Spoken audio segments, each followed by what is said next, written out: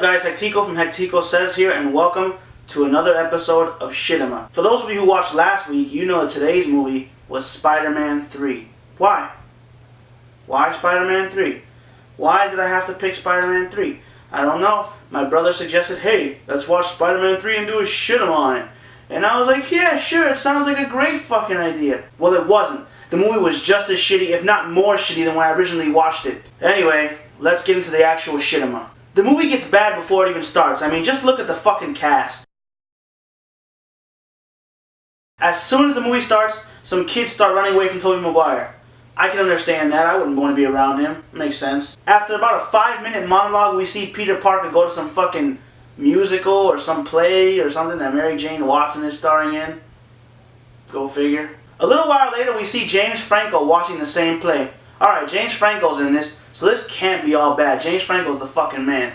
About 2 minutes later, we find out Spider-Man is a liar. He said that play was great. A few more seconds pass and we see the Goblin's lair and James Franco in his underwear.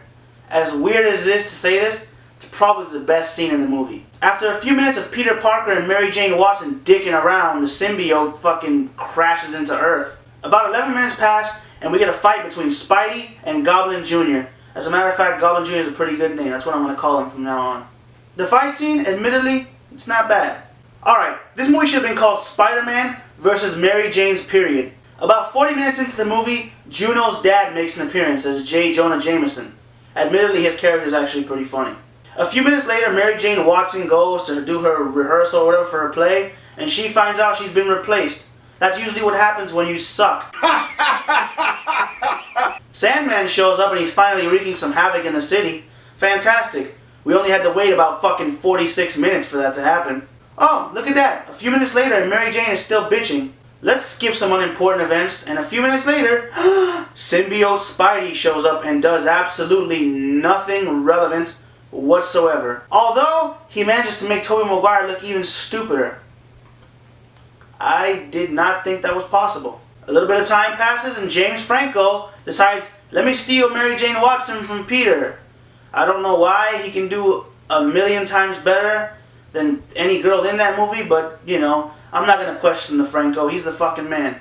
Skip ahead a little while and we have another fight scene between James Franco and Spider-Man, who cheats to win, by the way, Spidey. You can't just fucking take your friend's bomb and throw it at him, you cheating son of a bitch. Glossing over some scenes where Peter Parker pretends to be a fucking pop rock / emo wonder boy. As a matter of fact, no, fuck that. We're going to talk about this.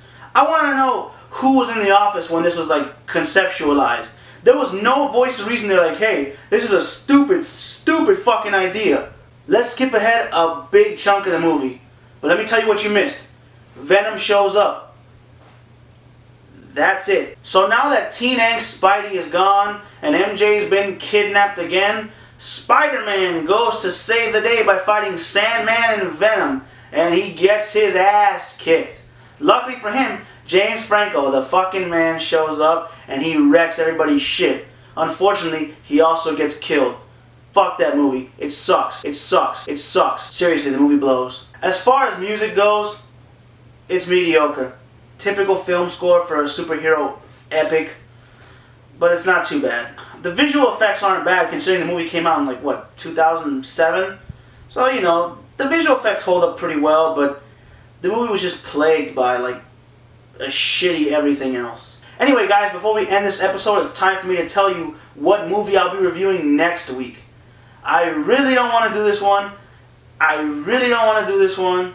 I really don't want to fucking do it. I've seen it before. The Crawler 2000 saw it with me in theaters, and it's one of the worst, if not the worst movie I've ever seen.